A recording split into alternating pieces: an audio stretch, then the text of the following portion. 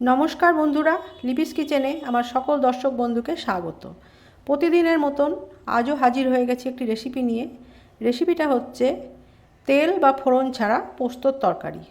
তাহলে চলুন কিভাবে পোস্তর তরকারিটা তৈরি করি দেখে নেওয়া যাক। এখানে আমি সামান্য একটু গাওয়া ঘি দিয়ে দেব।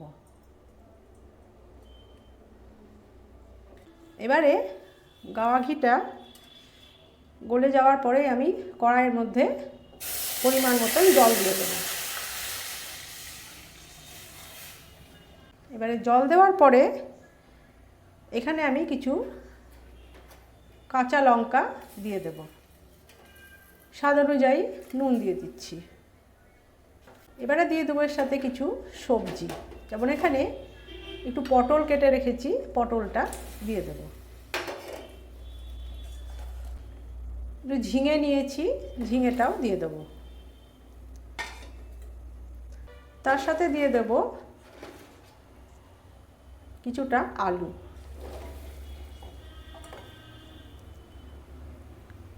এবারে একটুখানি নেড়ে দেব। অনেকে বলে পোস্ত খেলে নাকি কোষ্ঠকাঠিন্য হয়।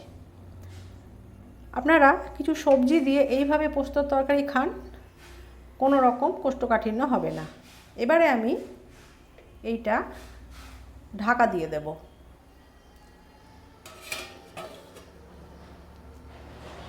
এই ঢাকা দিয়ে আমি 10 মিনিট মতন এটা সেদ্ধ করে নিয়ে ফিরে এসে আপনাদের পরের স্টেপ দেখাচ্ছি।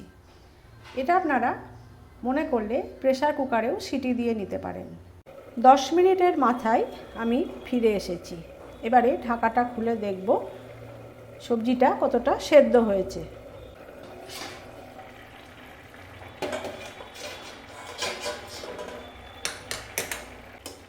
সবজিগুলো একদম সেদ্ধ হয়ে গেছে।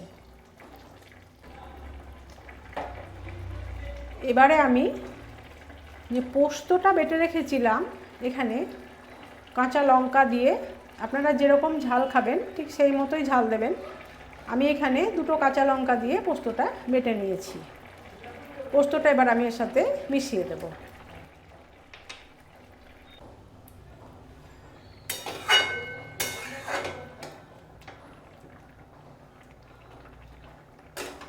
পোস্তটা আমার রেডি হয়ে গেছে।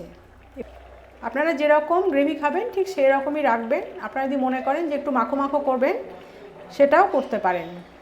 এবারে আমি গ্যাসটা বন্ধ করে দিচ্ছি।